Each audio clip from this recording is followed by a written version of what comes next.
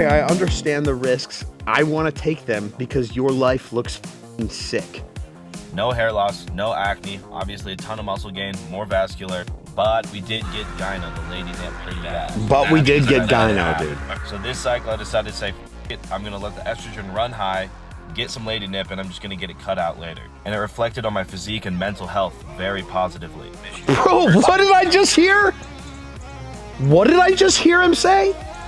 I'm not against any of that. I'm not against any method that works.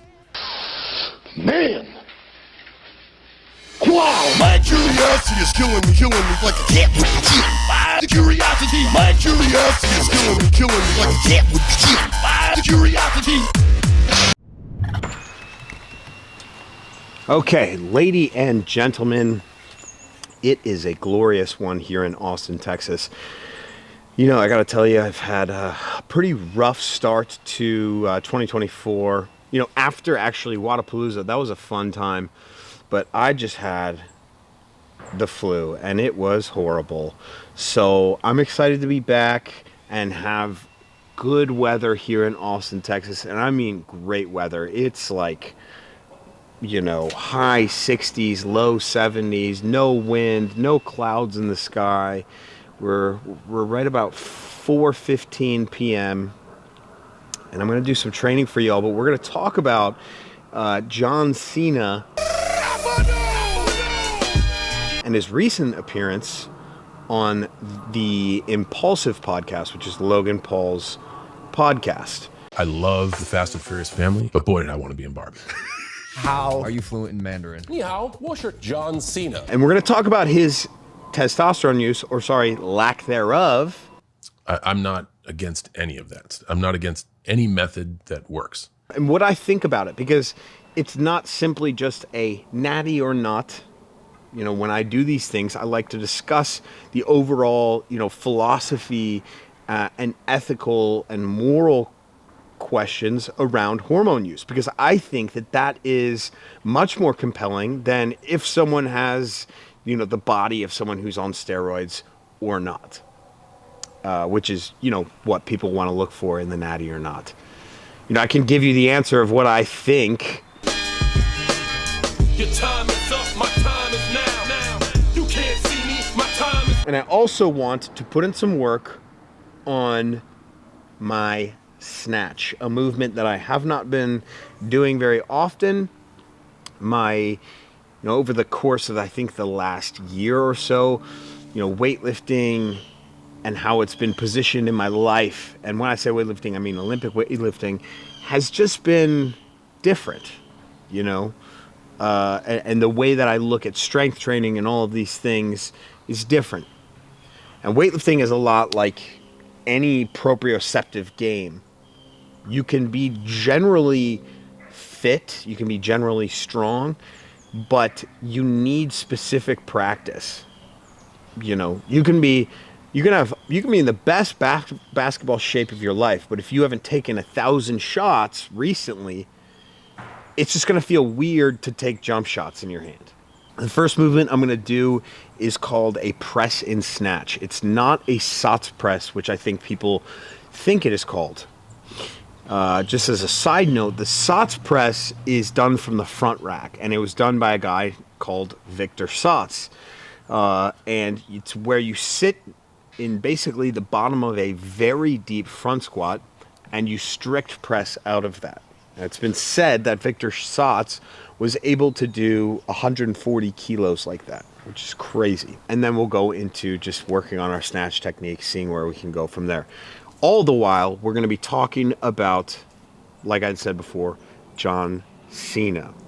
That is, if we're able to see him. You can't see me. I need to get this bar behind my back. That's what I need to do. And I back squatted yesterday, so my leggies are a little sore. Ooh. I'm going to posture up and press.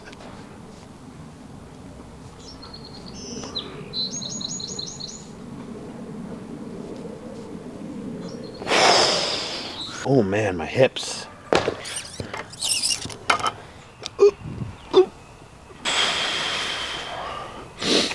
So I just really try to focus on sitting deep and just relaxing. You can see I'm really compressed here, and I can kind of posture up. There we go.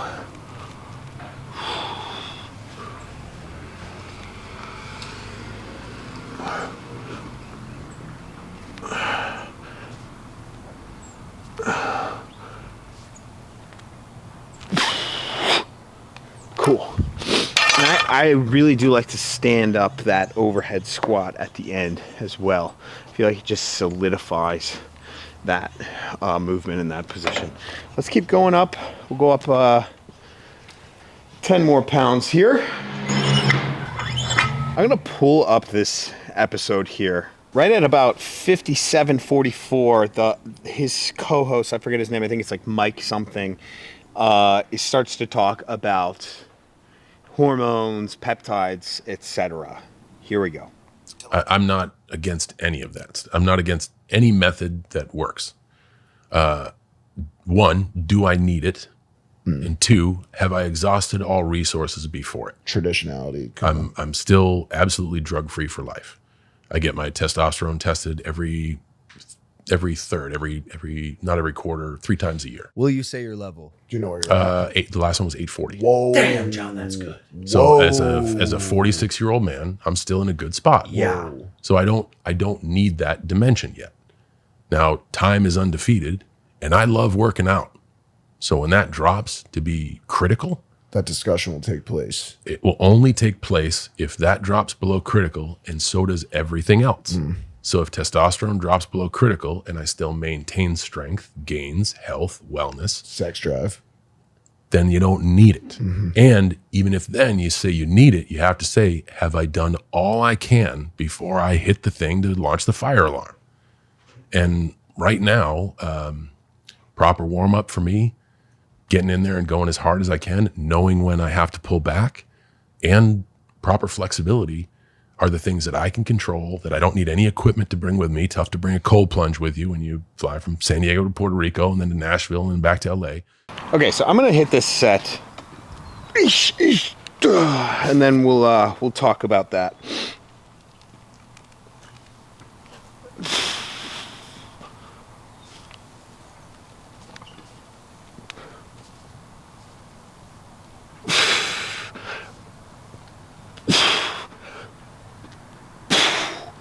Hell yeah.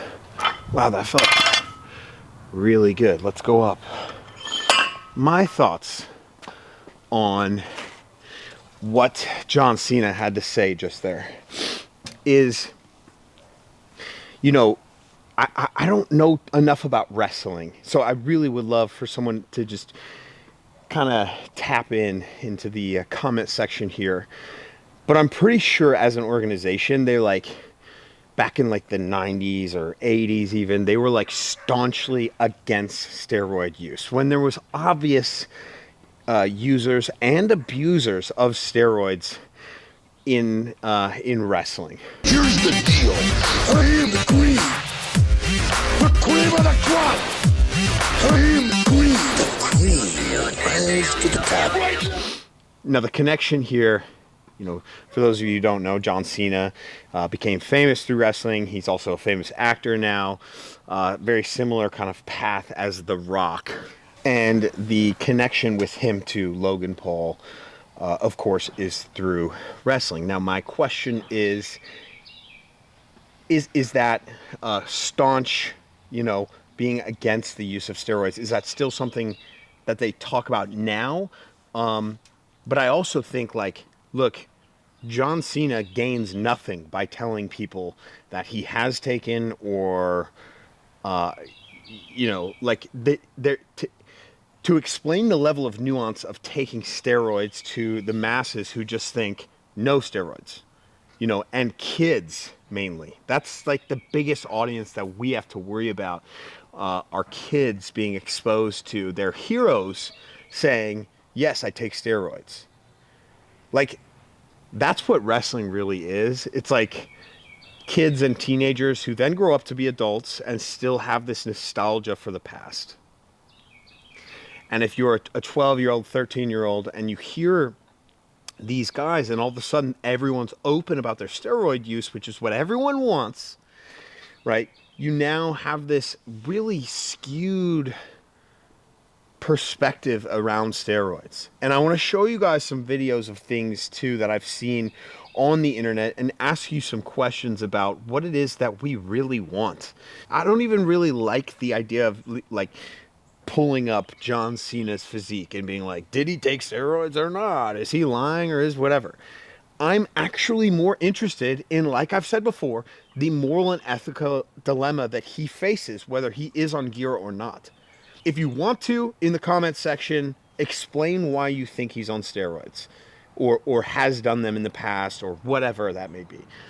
But again, what I'm concerned with is even if he was on them, which, gun to my head, is like, has he ever taken steroids? Yes, that's what I would say. Okay, but he can't talk about them in a way that he's done them. Okay, he can talk about them. The only time he can is if he says, I've never done them. He's an incredible speaker. He's an incredible actor. He's a very charismatic guy.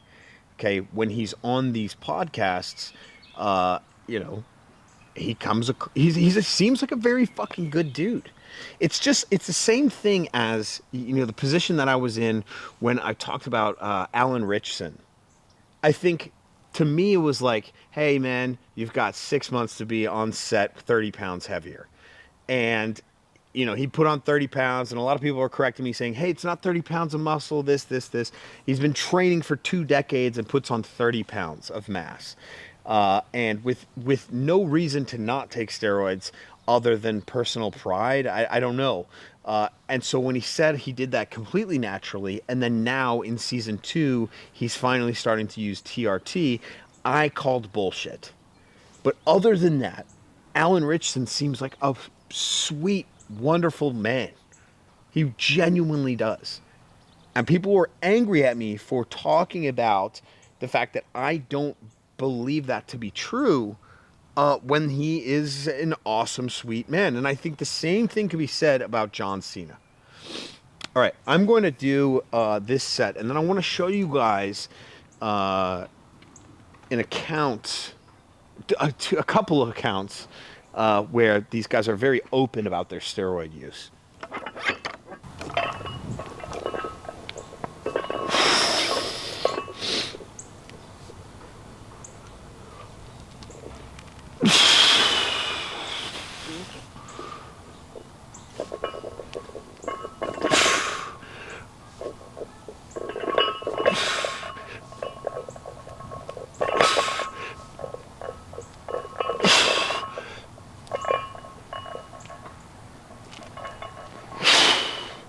Oh, wow. Whoo-wee.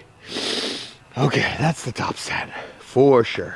I think there's a video of Will Tennyson doing this, and it's just god awful. Love Will Tennyson. Think his content is great, but his mobility is wretched. It really is. But I'm pretty sure he'd be the first to say that. So I want to show you guys just an account that I randomly saw. This guy called Shane Stauffer. And there's another one too. I actually found him through this other guy.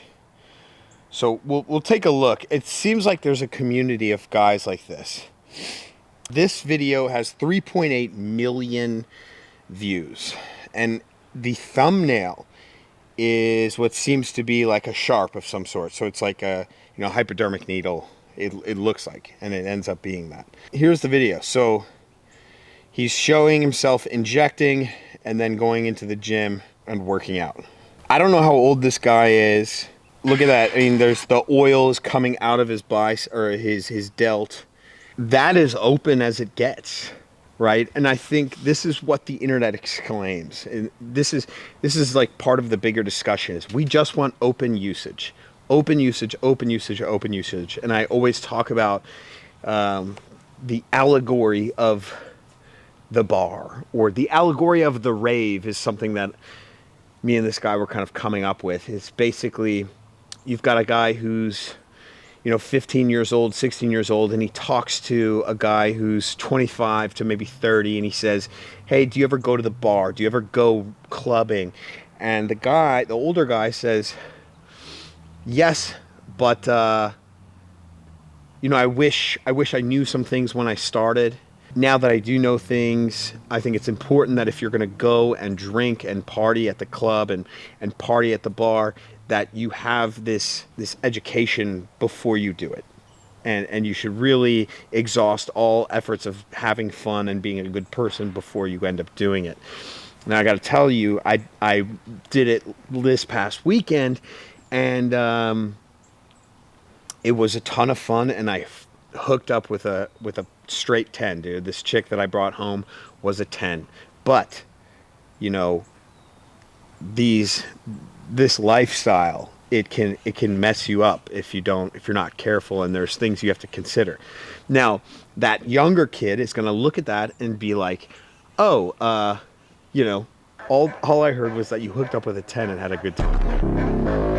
And so if we're open, if we compare that to steroid use to a certain extent, like if we're open about everyone's usage, these kids are going to say, okay, I understand the risks. I want to take them because your life looks fucking sick. Let's stop acting like teenagers aren't very, very simple creatures. Very simple. And if we don't want teenage, boys or young men to hop on gear, these incredibly serious cycles of gear, which these kids are doing, if we don't want them to do that, like, we need to tamper down our expectations of whether people can admit to steroid use or not, or at least question it. Look, I'm sorry, guys. I didn't mean to bring this down into some sort of philosophical discussion, except I kind of did. I explained to you in the beginning. Like, this is how I like to look at natty or nots. Because otherwise it's not worth it. It's fucking clickbait bullshit. I mean, look, I know Greg Doucette. I know Derek from More Plates, More Dates, like, personally very well. I do know them. They're the kings of natty or nots. They do bring nuance, but, like, they'll also tell you it's great fodder for views and clicks. And I'm sure that this, in some way, is fodder for views and clicks. I still need to get something out of it personally, and that is this sort of discussion. So, look, we have this guy here. All right, cycle number 2 is cycle done. number Let's do a 2. review. On the left here, 190 pounds. We're cruising on 150 test. And on the right, this is after 20 weeks of ripping gear. Just under 225 pounds here. The cycle is 500 test, 400 primo. In the last 12 weeks, we added 50 to 75 milligrams of Anavar pre-workout. And in the last 6 weeks, we added 30 milligrams of Superdrol pre-workout. And I'm pretty fucking stoked with the gains. So let's talk about what went well and what didn't. As far as the mental side effects go, it was fucking awesome. 9 out of 10 days, I felt extremely confident, extremely productive. No one could tell me shit, no one could give me shit because I'm too focused on what I'm doing. And then 1 out of 10 days, I would feel like shit and just lay in bed all day, but it happens. As far as the physical side effects, using the stack that's in my highlights on my Instagram, I was able to mitigate almost all of the negative ones. No hair loss, no acne, obviously a ton of muscle gain, more vascular, but we did get Gyno, the lady nip, pretty bad. But we did get Gyno, dude. My first cycle, I crashed my estrogen. But we did get Gyno. Which worked. I didn't get Gyno, but I also felt like shit and it slowed my gains. So this cycle, I decided to say, fuck it, I'm going to let the estrogen run high, get some lady nip, and I'm just going to get it cut out later. And it reflected on my physique and mental health very positively. The ideal testosterone to estrogen ratio is going to be 20 to 1, and if you're too far out of that, it's going to cause some issues. Bro, what did I just hear? What did I just hear him say? My man just said, I didn't let anything get in my way, and I said, you know what, let's just go for lady nip. We'll get it cut out later. How old is this kid? And if we look, he's linked Research Chem Store, which is not for human consumption, empirical research compounds. I almost need to take like time and make a different video on this. This is too much information. But you guys see what, like, this is crazy. Holy shit. Okay, I'm gonna snatch. I'm losing focus.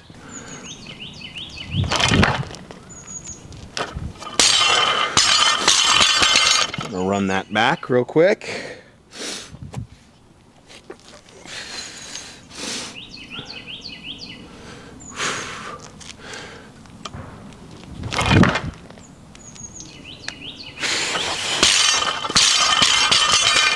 Cool. I feel like a lot of information just kind of happened all at once there. So let's chat about it. Okay.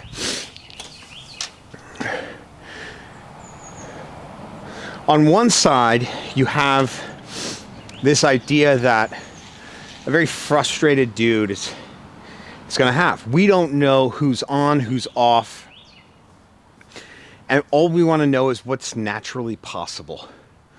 So let's have there be less of a stigma around the use of steroids and have people who are using them talk about how they're using them and what we can naturally expect. The problem you run into is this culture of open usage. And that kid, you know, he now has this purpose behind his training and his abuse of steroids. Because that's what that is. It's an abuse of steroids.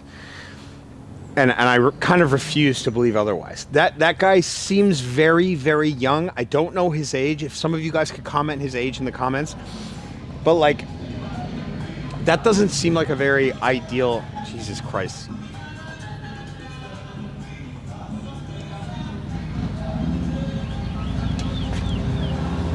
But that doesn't seem like a very ideal way of going about fitness. It's just a young, maybe, you know, very early 20s kid talking about his cycle and where he gets these research chemicals and where you can get them as well. Like, that seems sketchy and unhealthy and not okay to me.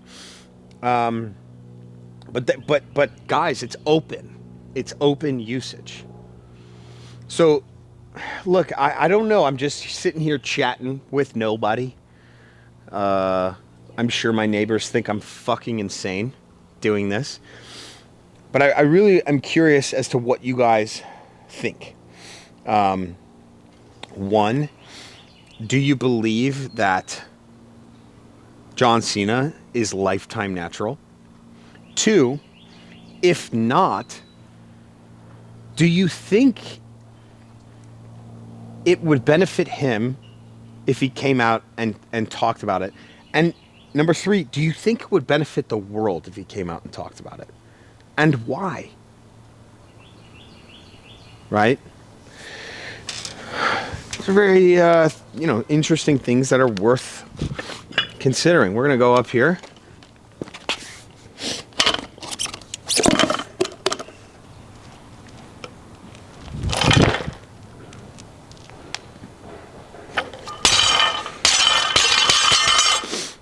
Cool. Man, I am very sore from squats yesterday.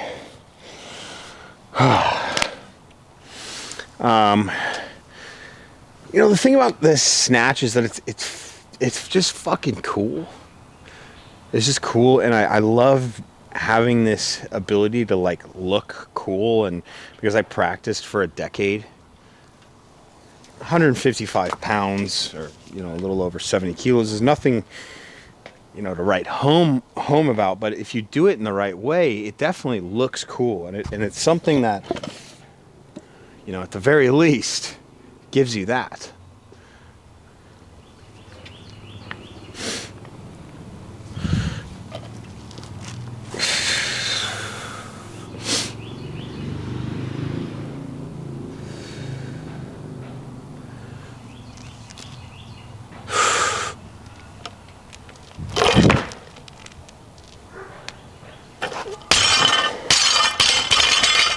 All right, we'll go up 175. Man, I just stumbled on that open usage cat. Let me see.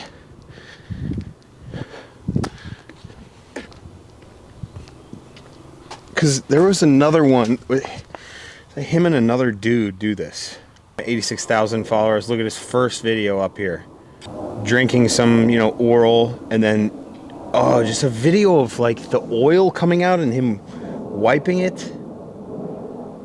And then he's also promoting Research Chem Store.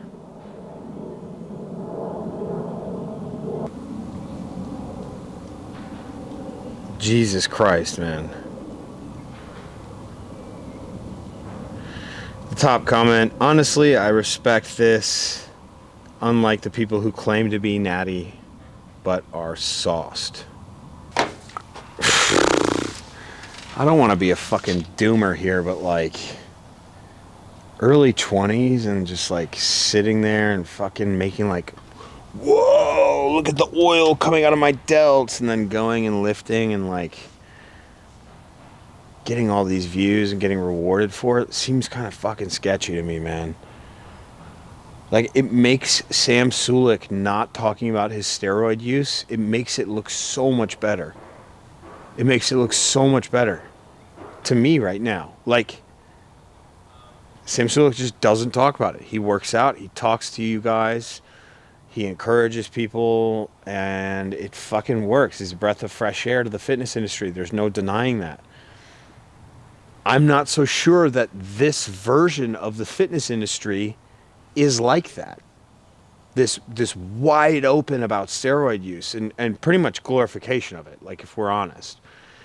And just, it's all kind of links into this research chem store thing. I'm going to look into that a little bit further. So, yeah.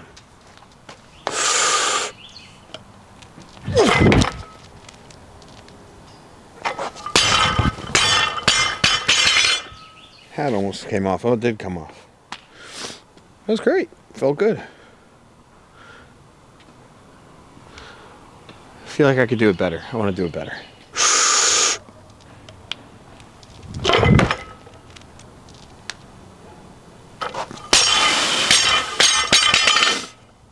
Cool.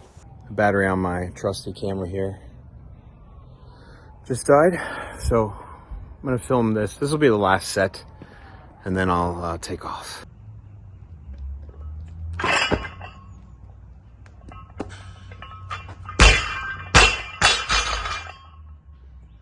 little rugged, but we'll end it there. Guys, really appreciate you coming by for yet another episode of the Lift Companion. Let me know what you think in the comment section, okay? Because this is, you could tell it like eats at me, and it's something that I just continuously talk about because I think it needs talking about. And you know, there's just more and more examples of this popping up on the internet. And God, these kids with research chemicals, I'm gonna get to the bottom of that. All right, I will see you next time. Bye. Okay.